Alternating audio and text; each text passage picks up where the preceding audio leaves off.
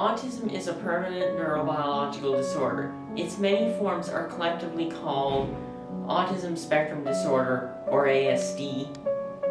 They can range from mild to severe.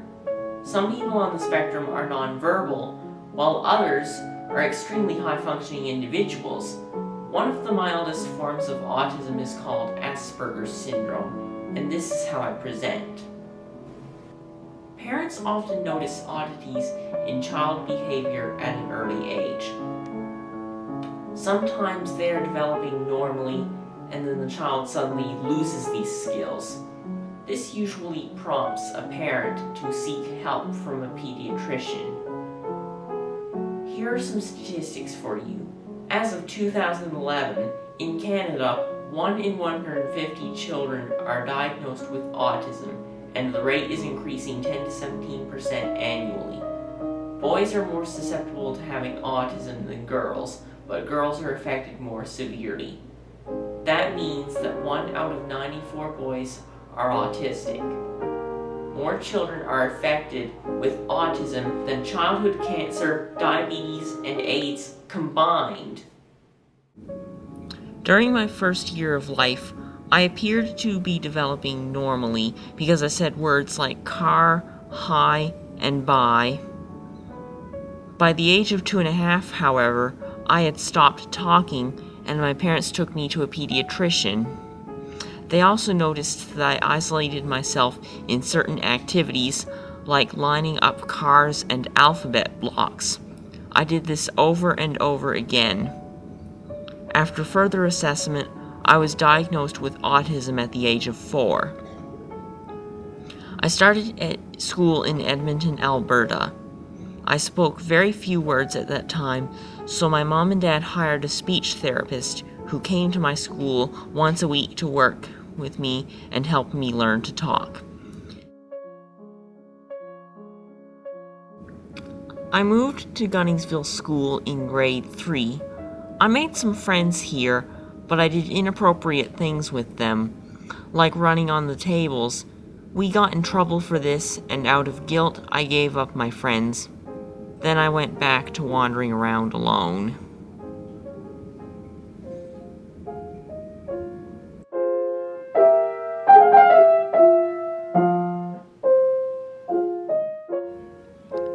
From grades 6 to 8, I attended Riverview Middle School.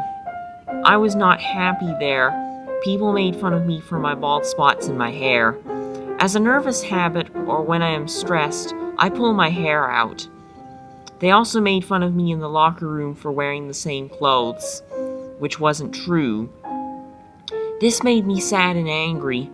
It also made me resort to using a washroom to change instead. Also, one time at lunch, they caught me in a washroom and banged on my door, continuing to make fun of me, so I went into the office washroom instead.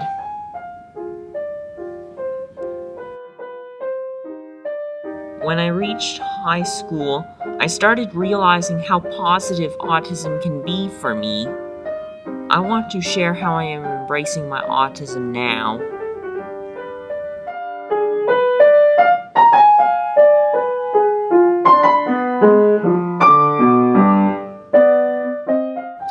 I am an auditory person. I hear things that other people don't hear. Musical sounds stir my thoughts. When I think of music, I see keys being pressed and visualize fingerings. I immerse myself in music and I visualize a person playing the music. For example, I see my fingers playing the keys. Sometimes I even see the keys light up. Another example would be if I heard a piece of music that, say, Terry Croft played. I would visualize her playing it when I heard it played somewhere else.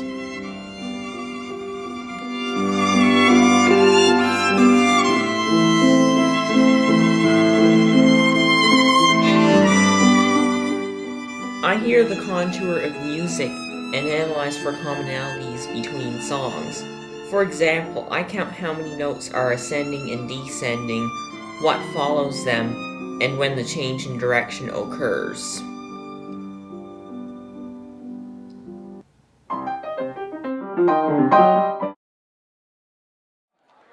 However, there are some sounds that bother me. Loud noises, chaotic noises, and high-pitched noises bother me and hurt my ears. I can detect cell phones going off in class, and have often played detective for the teacher. Buzzing lights irritate me. Also, chaotic noise in the classroom overstimulates me. I hear all conversations and switch between them as my attention is caught by them.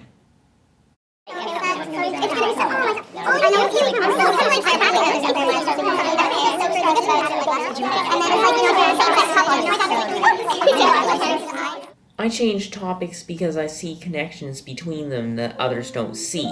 As a result, people get confused. My mind wanders constantly and I go off on tangents which later become my obsessions.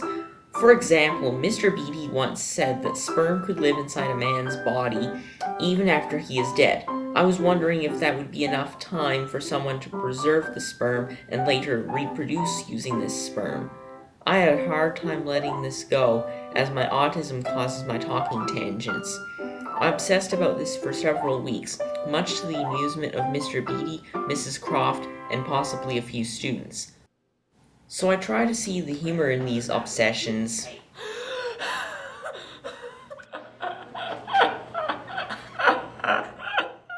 Other humorous things happen to me when I take things literally. One time Mrs. Whitehouse gave us choices of topics for an English project. I chose to do a book cover for To Kill a Mockingbird. I took these instructions literally, attached the new cover I produced to the book, and handed in the whole book as my project. Also, one time Mrs. Croft was trying to teach me good manners of holding the door for others. I held the door for 15 minutes before she found me and told me I only had to hold it for the one person behind me and then let go. Thanks, you're welcome. You're welcome. You're welcome. Thanks, Sarah. You're welcome. You're welcome. You're welcome. You're welcome. You're welcome.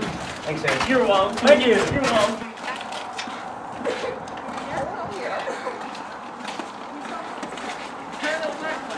Thanks, Sarah. You're welcome.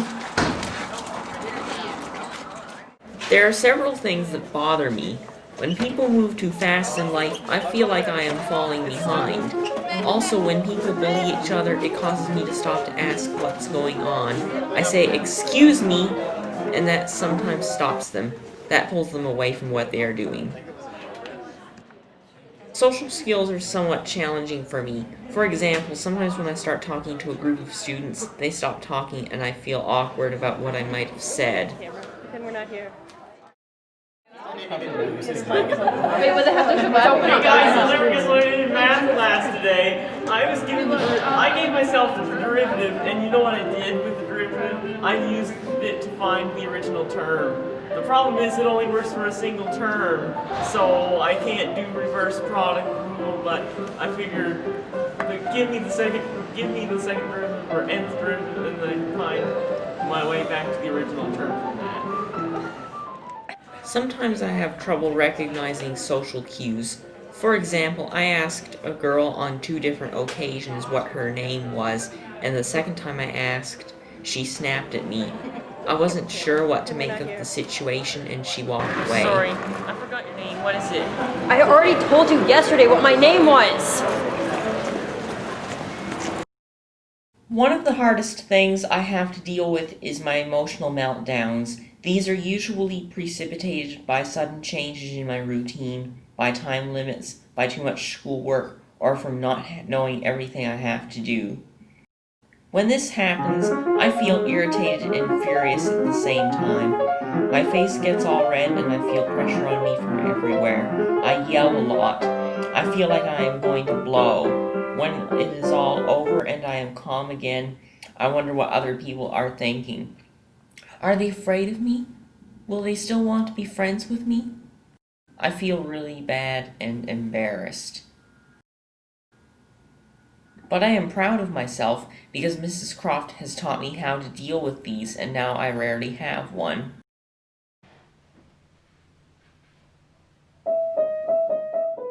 I do deep breathing, and I also try to focus on a calming piece of music I like. Any kind of harmonious distraction may be helpful.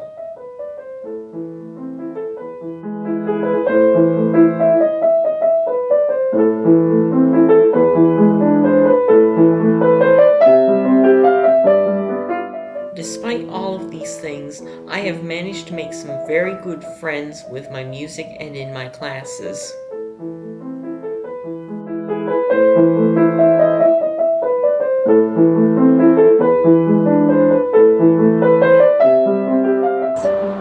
I've known Harris, I started to know him through high school, and I've just seen him around, and he was actually in a couple of my classes this year. What do you think Harris brings to the classroom?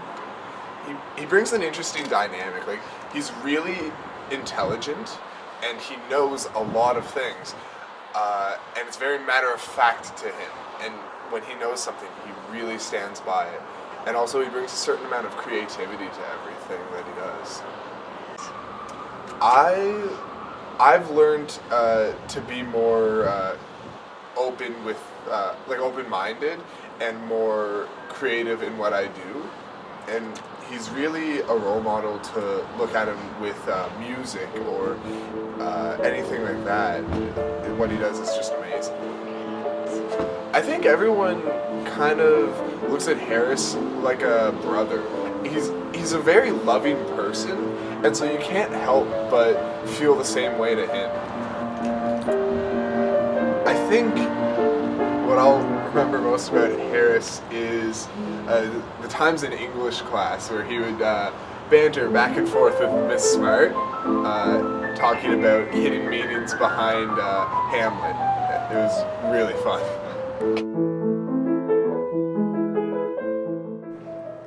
Basically, I think everyone knows how talented Harris is, especially when it comes to music. I play piano, and I just wish I could be that good at the piano. So there's so much that I want to say about Harris, and it's so hard to pick just one thing about his personality. For one, he's always ready to help.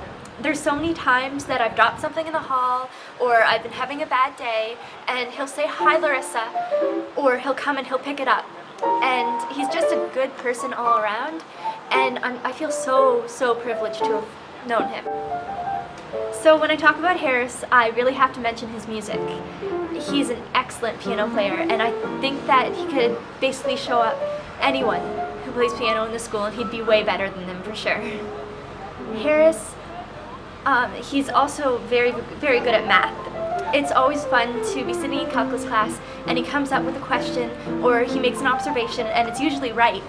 And he goes up to the front of class and he's always very quick to share with the class what he's realized or what he's thought, what he thinks about the calculus that we're learning or the math that we're learning.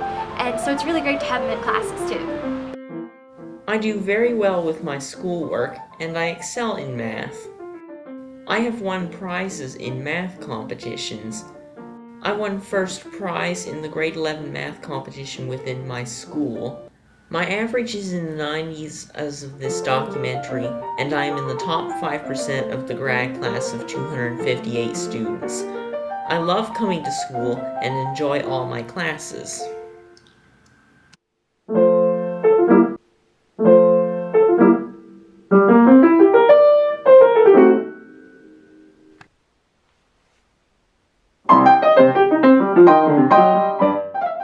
Besides academics, I excel in music. I play the piano.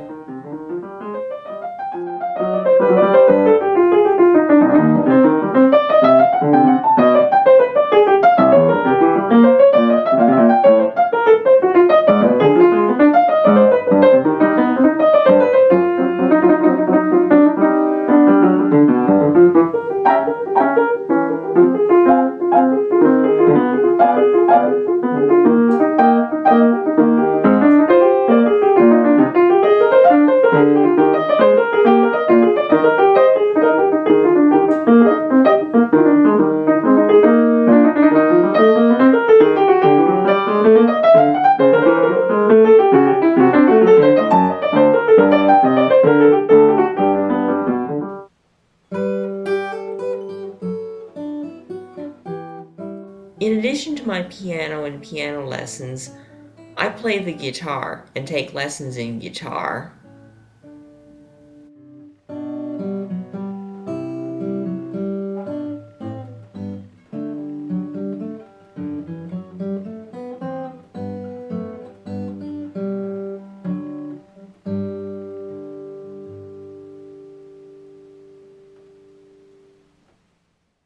I am self-taught on the cello, but I play in 2 bands.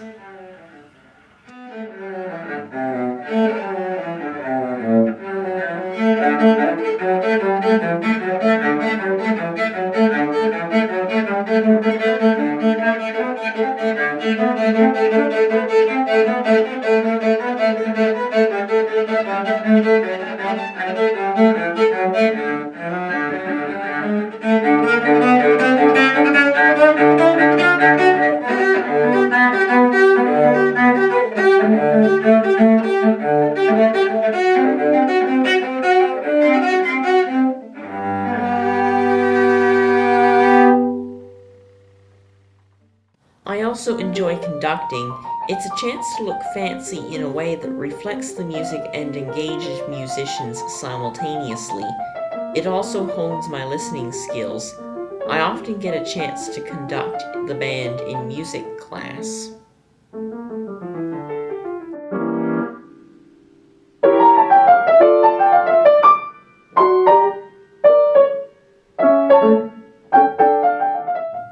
I also get to play in big concerts sometimes, like I did with Peter Carey in the Phantom Returns concert. Here I am rehearsing with him. I got to play 2 solo pieces and also got to accompany him on a piece.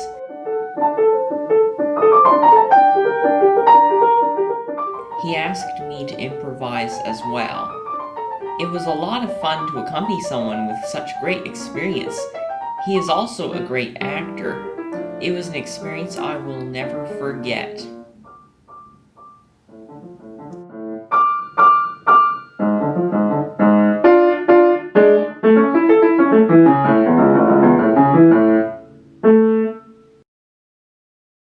On a final high note, I am hoping you finally have an understanding of what autism is like on the upsides and downsides. I've shared some personal stories to help illustrate my journey with autism. As I graduate from Riverview High School, I plan to go on to get a Bachelor of Music and am going to choose a career in music. I have several things in mind. Perhaps composition for famous movies, perhaps conducting or playing in chamber groups, or perhaps in the recording end. Who knows? My options are wide open and I'm going to embrace it all until I find my niche in life. I want to thank everyone who has helped me along the way.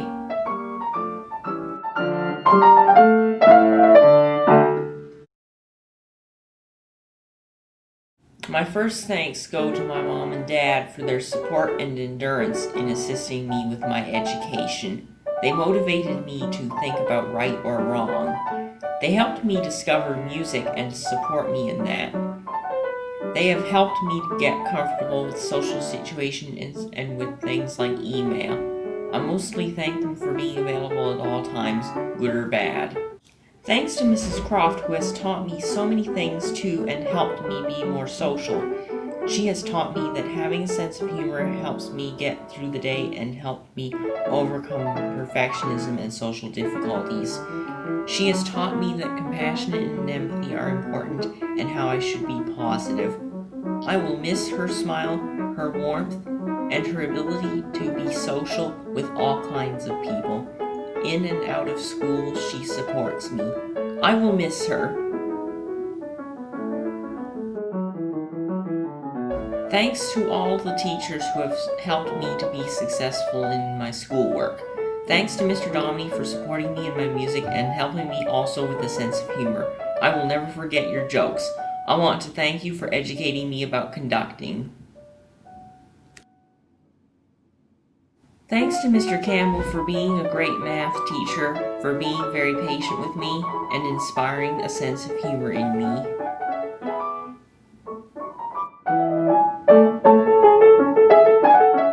Thanks to Mrs. Duffy for being a great math and computer science teacher. You challenged me to do better, but also showed great patience with me. Thanks to Mr. Beatty for my biology classes, which I love to come to. You are a really great teacher with lots of information, and you were very kind to me. You also had a great sense of humor.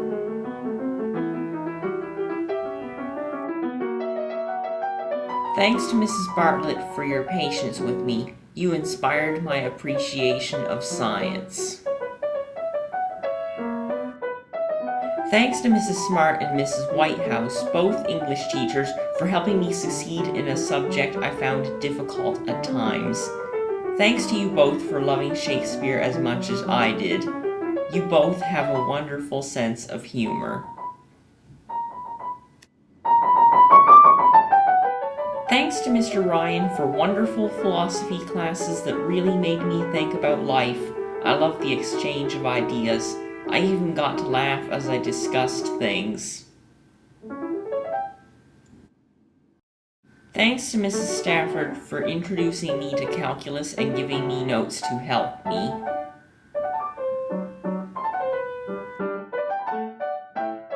Thanks to Mrs. Laney for letting me do this project that I was passionate about doing. Your support and advice has helped me more than you know. Thanks to Mrs. Allison for supporting me when I had serious meltdowns. You understood me and never judged me. Thanks for the deep breathing that calmed me down.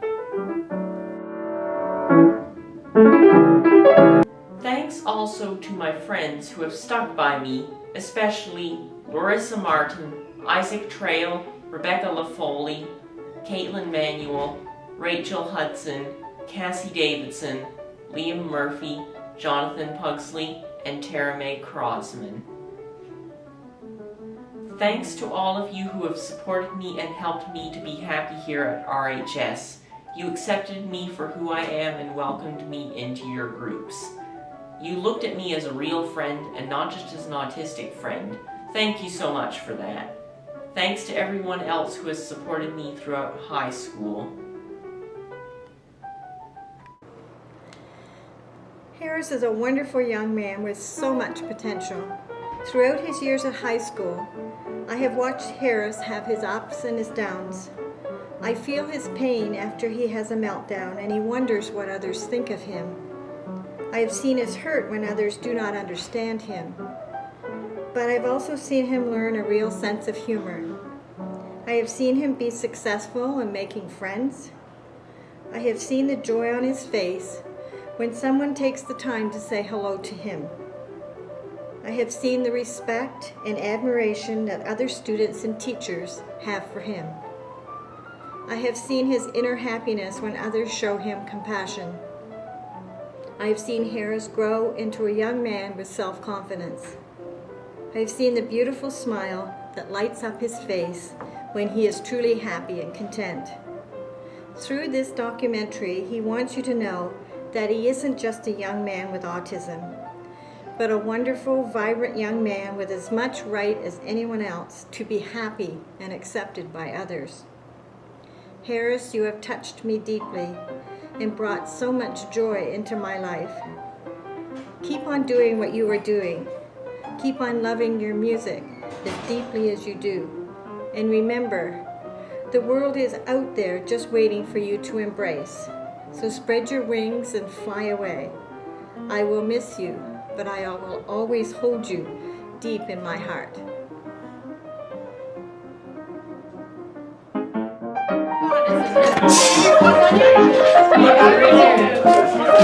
You did